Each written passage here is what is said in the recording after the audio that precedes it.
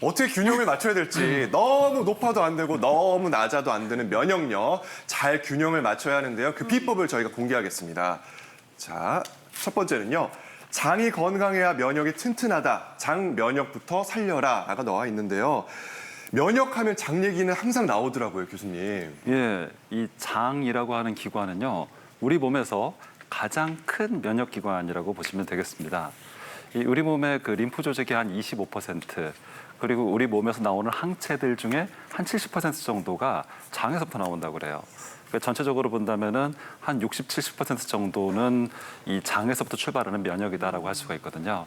결국은 장이 살면 면역이 사는 것이고 장이 무너지면 면역 시스템은 모두 붕괴된다라고까지 말씀드릴 수 있을 것입니다. 네, 그러면 장 건강을 살리려면 어떻게 해야 되냐? 먹는 게 중요하겠죠. 네. 그래서 여기 앞에 놓여 있어요. 장을 살리는 음식, 장을 해치는 음식. 어떤 것부터? 아우 당연히 장을 살리는 음식부터 봐야죠. 빨리 열어주세요. 궁금해요. 네, 과연 어떤 게 있을까? 제가 열어보겠습니다. 에? 에? 소식하라, 제발. 어디 기대했는데 이게 뭔가요, 교수님? 실망하셨죠? 네. 뭐 기대해서 뭔가 나올 것 같은데 네. 서양 속담에 이런 말이 있어요. 당신이 먹은 게 바로 당신이다. 이런 말이 있거든요. 먹은 거대로 된다는 거예요. 우리 한자로 보면 암이라는 글자를 보면요. 병질부에 입구자가 3개 있어요. 그러니까 입이 3개라는 건 많이 먹는다는 거거든요. 그러니까 과식을 해서 그것이 우리 몸에 독이 되는데 독이 되면 면역세포도 공격을 하겠죠. 면역세포 중에 가장 많이 영향을 주는 게 장이라고 말씀드렸잖아요. 장의 역할은 크게 보면 2가지거든요. 하나 소화작용도 시켜주고 그다음에 면역작용도 시켜줘요. 근데 너무 많이 들면 소화시키느라고 많이 쓰다 보면 정작 해야 될 면역작용을 잘 못하잖아요. 그래서 면역력이 떨어졌다 해서 면역력 높여주는 것을 계속 찾으려고 하는데 면역력을 높여주는 그 약을 찾기 이전에 뭐가 문제인지를 확인해야 될 것이잖아요. 네. 그러다 보면은 우리가 무엇을 먹을까 계속 생각하지 마시고 오히려 무엇을 덜 먹을까 이렇게 생각하시는 게 좋을 것 같습니다. 반대로 생각했었네요. 네, 우리 교수님 말씀 조금이라도 빨리 들었으면 제가 어제 마트 가서 먹을 거 엄청 사왔거든요. 이거 어떡합니까? 자, 그렇다면 우리의 장 건강과 면역을 위해서 피해야 할 식품들을 살펴보도록 하겠습니다. 자, 뭘까요? 자, 네, 밀가루, 튀김, 가공식품, 붉은 고기가 나와 있는데 이게 그렇게나 안 좋은 건가요? 아니 뇌는 굉장히 좋아요. 네, 입은 엄청 좋아해요. 그렇죠. 몸이 안 좋아한다는 게 아, 이게 뇌가 너무 좋아하기 때문에 과식을 한다는데 함정이 있어요. 교수님 말씀하신 대로 이런 음식을 드시더라도 조금씩 드셔야 되는데 이런 것들은 너무 맛있어서 많이 먹게 되는데 면역에 있어서 핵심은 저는 점막이라고 생각해요. 눈 점막, 코 점막, 입 점막, 장 점막. 이 점막이 촉촉해야 됩니다. 점막이 촉촉해야 바이러스나 세균이 빠져서 못 나와요. 근데 점막이 건조하면 바이러스나 세균이 거기를 뚫고 들어가서 우리 몸이 감염이 되거든요. 그래서 장점막을 촉촉하게 되는데 이 점막이 촉촉하려면 점막 밑에 있는 아주 작은 모세혈관이나 아주 작은 림프관들이 순환이 잘 돼야 되는데 이런 음식들은 림프관을 막아요. 저게 찌꺼기가 되어서 림프 순환이 안 돼버리면 순환이 안 되면서 점막을 촉촉하게 해주지를 못하는 거예요. 점막 그 잔디 있잖아요. 잔디 보시면 잔디를 촉촉하게 해서 스프링클러 계속 그런 것처럼 점막에는 술잔세포라고 계속 점막을 촉촉하게 하는 물이 계속 나와요.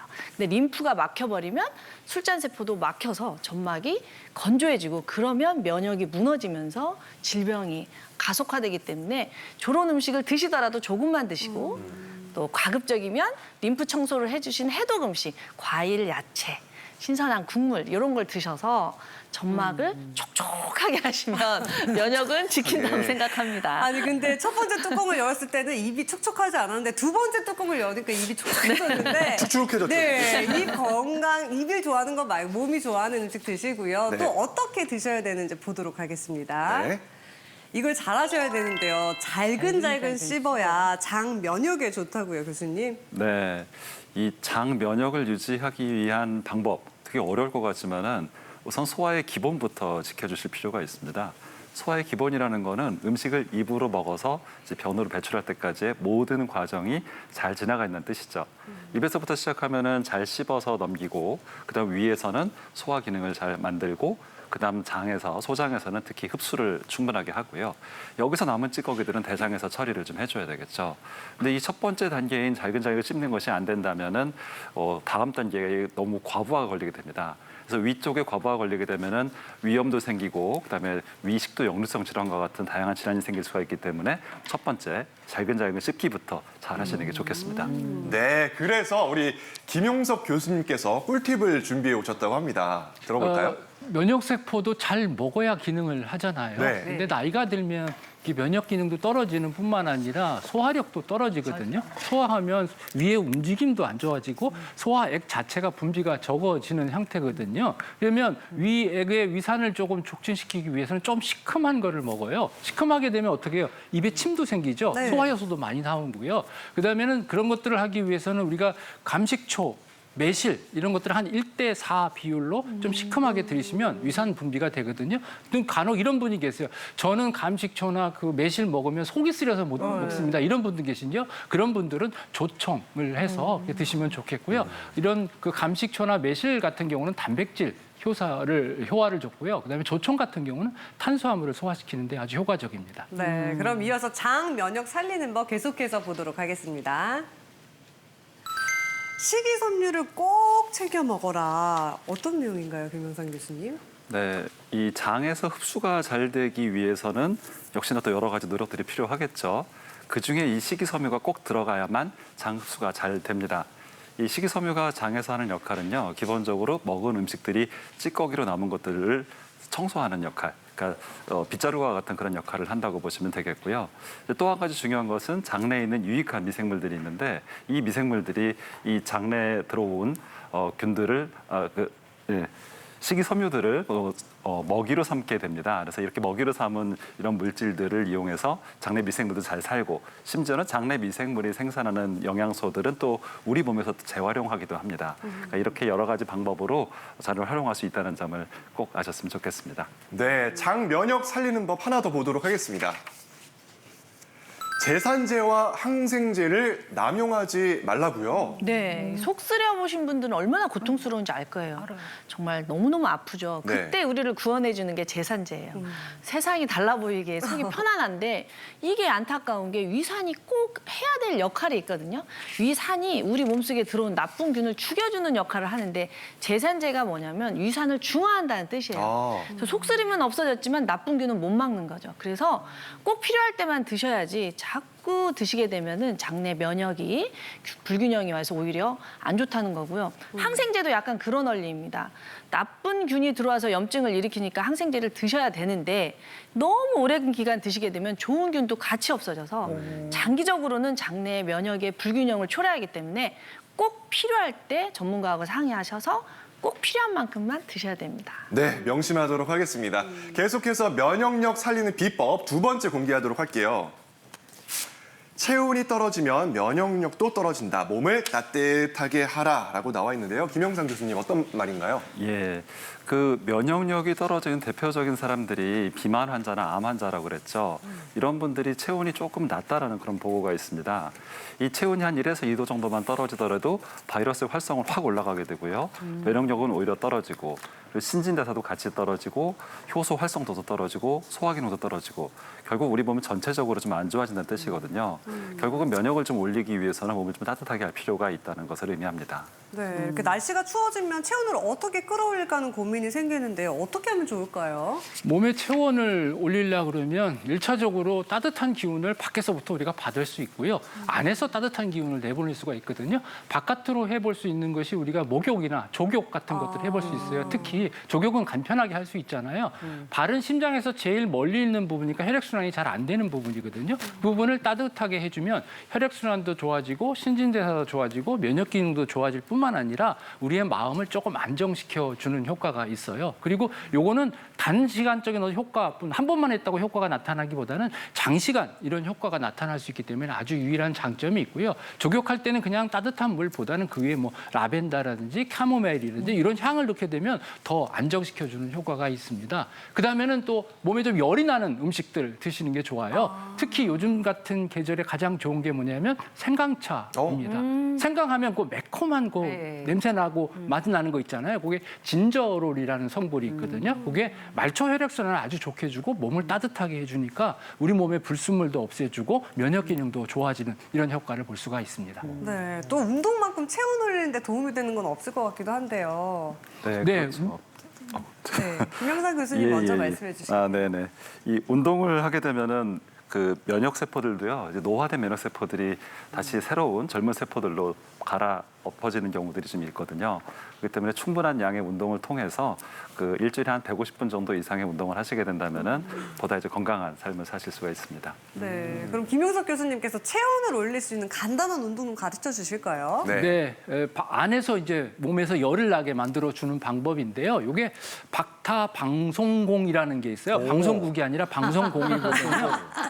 박타라는 것은 손바닥으로 두들기다는 거고요. 방송이라는 건 나쁜 기운을 내보낸다는 거예요. 그게 일종의 기공요법이거든요. 잠자고 있는 면역 세포들, 오장육부의 세포들을 두드려서 깨워갖고 활성화시킨다. 그래서 온몸을 혈액순환한다는 거거든요. 우리 몸의 순환을 보기 위해서 제가 옆으로 나와서 설명을 좀 드릴게요. 일단 기본 자세는 어깨 넓이만큼 벌린다. 네. 그런 상태에서 이 오른쪽 엄지 이 손바닥으로요. 가슴부터 여기가 경락이 시작되는 오장육부의 경락이 시작되는 처음이거든요. 가슴부터 안쪽으로 두들겨 가세요. 조금 더 세게 두들겨 주시고 손바닥을 친 다음에 손등으로 딱 찍고 뒤쪽으로. 다시 올라가요. 다시 올라오고 그다음에 반대편 왼손으로 안쪽을 두들기고 손바닥하고 손등 찍고 다시 등 쪽으로 올라간 다음에요. 양 손을 가슴 앞쪽으로 한 다음에 그다음에 엉덩이는 뒤쪽으로 가요. 뒤쪽으로 쭉 올라간 다음에 앞쪽으로 다시 올라오는 겁니다. 이렇게.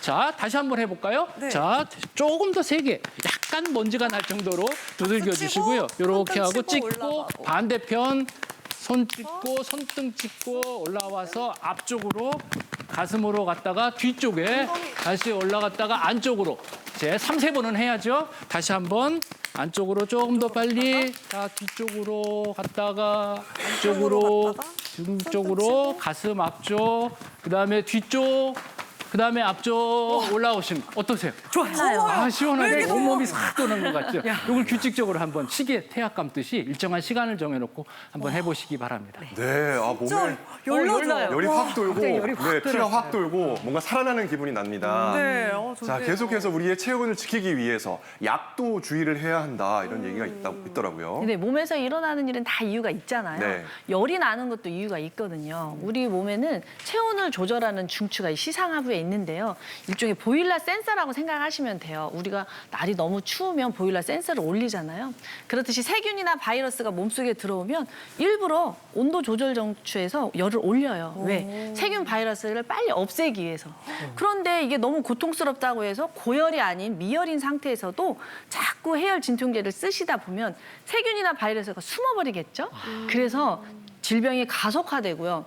이걸 또 열이 없는 상태에서 진통제를 계속 드시게 되면 이 체온 조절 중추가 작동을 제대로 안 하게 되면서 어떤 일이 벌어지냐. 추우면 추워서 죽겠고 더우면 더워서 죽겠고 이렇게 온도 조절을 잘 못하는 그런 이상한 현상이 몸에 생기게 됩니다. 그러니까 해열 진통제는 꼭 필요할 때만 쓰셔야 될 것 같습니다. 왜 미리 열나고 아플 것 같으면 이렇게 먹기도 하는데 주의하셔야 될 것 같고요. 또 면역력 올리는 방법 이어서 보도록 하겠습니다. 네. 5시간 이내로 자면 면역 기능에 치명적이다. 오. 8시간은 무조건 자라. 김용석 교수님. 근데 잠은 보약이다 이런 말씀 많이 들어봤죠. 잠을 자고 나면 모든 것이 활동하지 않는 것 같지만 우리 몸에는 호흡도 그다음에 혈압도, 체온도, 면역 기능도 이렇게 조절하는 역할을 하거든요. 쉬질 않고 계속해서 작동을 하는 거예요. 특별히 우리 잠자는 동안에 하는 일이 뭐냐면 몸에 쌓인 독소, 하루 종안에 쌓였던 독소들을 제거하고 그다음에 신체의 전체적인 기능을 조절하는 역할을 하거든요. 특히 이제 성장 호르몬의 분비라든지 스트레스 호르몬을 감소시키는 아주 중요한 역할을 해요. 그런데 이제 한 주 동안에 한 2-3시간 정도 잠을 못 자게 되면 이런 기능들이 확연하게 떨어진다는 보고가 있거든요. 그래서 우리가 5시간 이내로 잠을 자게 되면 큰 문제가 생길 수가 있기 때문에 충분히 주무셔야 되고요. 또 주무시는 양뿐만 아니라 수면의 질도 중요하거든요. 규칙적으로 그 시간에 주무시는 주무시는 게 좋아요. 들쑥날쑥하지 마시고요. 그다음에는 11시부터 3시까지는 깊은 수면을 취할 수 있도록 하셔야 돼요. 왜냐하면 이런 가장 깊은 잠자는 시간, 이 시간에 우리 몸의 세포 재생이라든지 면역력을 높여주는 이 멜라토닌 분비가 아주 촉진되기 때문에 그렇거든요. 한의학적으로는 이 부분은 간이 작동하는 시간이에요. 간은 우리 몸의 방패와 같은 역할은 면역 같은 역할을 하거든요. 누워 있어야 그것이 저장이 잘 되니까 그 시간에는 숙면을 취하시기 바랍니다. 네, 교수님 말씀 듣고 오늘부터는 진짜 8시간 자야지 하시는 분들 계실 텐데 사실 막상 누우면 잠이 안 올 때 이거 어떻게 해야 될까요, 교수님? 네, 이 잠을 잘 못 주무시는 분들이 생각보다 많습니다. 이 잠을 잘 자기 위한 가장 첫 번째 할 일은요. 몇 시에 주무셨든 간에 아침에는 일정한 시간에 일어나십시오. 그리고 밖으로 나가시고 햇빛을 보세요. 햇빛을 볼 때 비로소 밤에 멜라토닌 분비가 잘 됩니다. 대신 밤에는 빛 공해에서부터 탈출을 하셔야 됩니다. 이 자기 전에 핸드폰 오랫동안 보시는 분들이 있는데 이거 절대 금기고요. 그리고 방 안에도요, 가능하면 빛을 아주 차단해서 이 암막 커튼 같은 것을 이용하신다면은 빛 공해로부터 해방돼서 잘 꿀잠 주무실 수 있는 팁이 될 수 있겠습니다. 네. 자, 면역력 올리는 비법 계속해서 보겠습니다. 네 번째는요. 생애 주기별 백신을 맞아라라고 나와 있네요. 김영삼 교수님. 네, 이 코로나19라고 하는 질병이 정말 우리 세계에 큰 영향을 미쳤습니다. 코로나19가 처음 발생한 지 불과 몇 달 만에 전 세계로 다 퍼졌고요. 그리고 그 바이러스에 노출되는 것의 무서움뿐만 아니라 우리 생활 자체를 바꿔놨잖아요. 이제 시대가 많이 바뀐 것 같습니다. 옛날에는 약이 없어서 감염병의 시대였다면은 이제는 시대가 바뀌어서 어디선가 터진 그런 그 감염병들이 바로 우리 눈앞에까지 올 수 있는 속도전이라는 그 면에서 많이 달라진 것 같습니다. 결국 우리 몸의 면역력도 중요하죠. 하지만 그만큼이나 인류가 발명한 가장 대표적인 무기는 바로 백신이다. 그래서 생애 주기별 백신을 맞는 것이 중요할 수밖에 없습니다. 그럼 교수님, 철통 방어를 하려면 지금 나와 있는 백신을 다 모조리 한꺼번에 맞는 게 좋겠죠? 좀 과한 것 같아요. 예, 그렇다고 해도 어떤 특정 질환에 대한 방어력을 갖추려면은 백신만큼 좋은 것이 없기 때문에 적절한 백신을 적절한 시기에 맞는 것이 좀 필요하다고 보시면 되겠는데요. 이 백신을 맞는 시기들에 대해서는 좀 고민을 하셔야 되는데 대개는 젊은 나이대와 그렇지 않은 나이대에 서로 맞아야 될 백신들이 약간 다릅니다. 이 특히나 50세 이상의 그런 분들이면은 폐렴이나 대상포진, 인플루엔자, 파상풍 그리고 뭐 코로나19 포함해서요. 이러한 다양한 종류의 백신들을 맞으셔야 되는데 이 백신들을 그냥 한 번에 딱 맞는 게 더 좋은 게 아니라 적절한 시기에 적절한 방법으로 맞으셔야 되기 때문에 이러한 부분들에 대해서는 직접 고민하고 찾아보려고 하지 마시고 가능하면 가까운 병원에 가셔서 지휘와 상의하시는 것이 좀 더 합리적인 방법이 되겠습니다. 네. 자, 면역력 살리는 비법 마지막 보겠습니다. 의사 선생님이 지금 콕 집어주셨는데요. 과연 뭘까요? 스트레스 적극적으로 관리하라 별 3개. 네. 와. 제일 중요한 것 같습니다. 그 실제로 실험을 해봤는데요. 아이들을 방학 때 하고 또 시험 볼 때 그 NK 세포라고 암세포를 없애는 세포의 수를 찾아봤는데 이 방학 기간에 훨씬 NK 세포가 늘어났다는 보고가 있고요. 또 다쳤을 때도 회복력이 방학 기간에 훨씬 빨랐다고 합니다. 그래서 스트레스는 없을 수가 없잖아요. 스트레스 네. 없는다는 건 살아있는 게 아니죠. 그쵸. 네, 스트레스를 어떻게 우리가 받아들이느냐가 굉장히 중요하다고 생각하는데요. 이 일이 나에게 왜 일어났을까? 나는 이런 일을 할 사람이 아닌데 이걸 해야 되나 말아야 되나 이렇게 삶을 바라보기보다는 이 일을 하려고 내가 태어났구나. 이 일을 내가 경험할 때는 나를 얼마나 성장시킬지 궁금하다. 이런 식으로 일어나는 모든 일들을 수용하신다면 스트레스는 저항이잖아요. 저항 없이 삶을 수용하신다면 훨씬 더 면역력이 높아질 것 같습니다.